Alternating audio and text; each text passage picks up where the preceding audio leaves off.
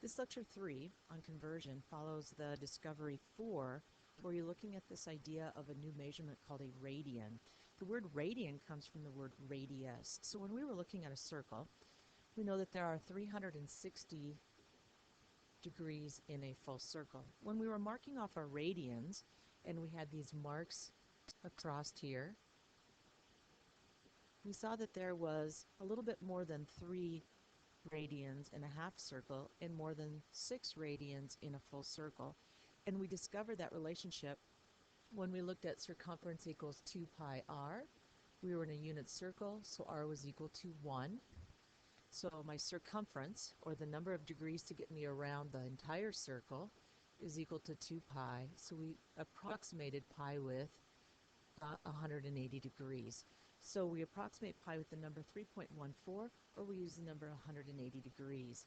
So the pi is the number of radians. So we know in a full circle, it'll take 2 pi radians, which 2 pi radians, so I'm going to label this 2 pi, would be 2 times 3.14, which is approximately 6.28 radians.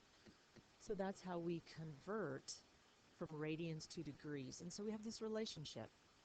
I can see that 360 degrees is the equivalent, or is equal to, 2 pi, just in different units. So we're going to look at this, and I think I can divide by pi pretty easily here and get 180 degrees is the same relationship as pi.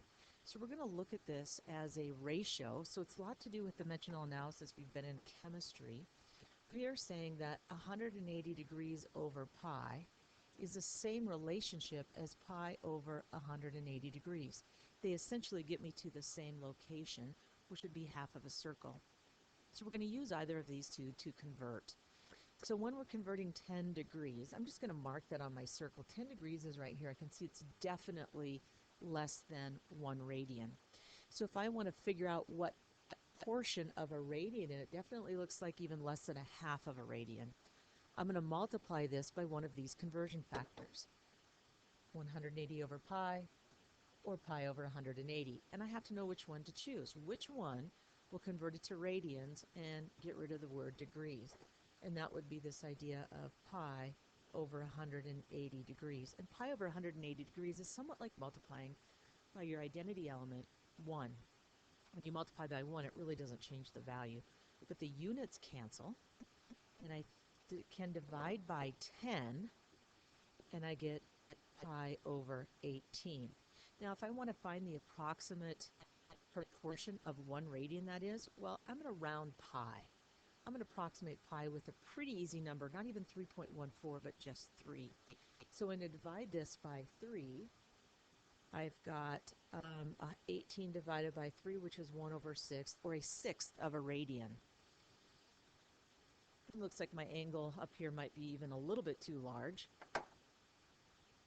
Probably would be quite a bit less, and that would be 1/6 of a radian. Now when I look at 2 pi over 3, you just see no units at all, but it is in a radian unit. When we have radians, we don't include a unit, but this is in fact radian unit. And now I want to convert this to degrees. So if I want degrees, I'm going to use this conversion factor. So degrees is in my numerator, and that will become my units. It looks like the pi will cancel, so I'm just reducing fractions. 3 goes in 180 60 times, so it looks like it is 120 degrees. So if I think of 2/3 of a pi, well, I know that this is a full pi. I want 2/3 of that, so I know I'm short, and I'm probably somewhat up in here.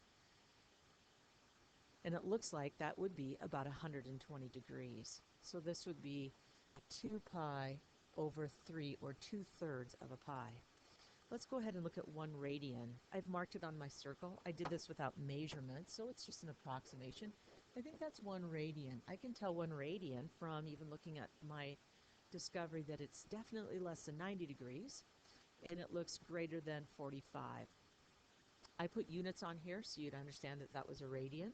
I want degrees, so that's what's going to be in my numerator. And so when I'm done here, I get 180 degrees over pi.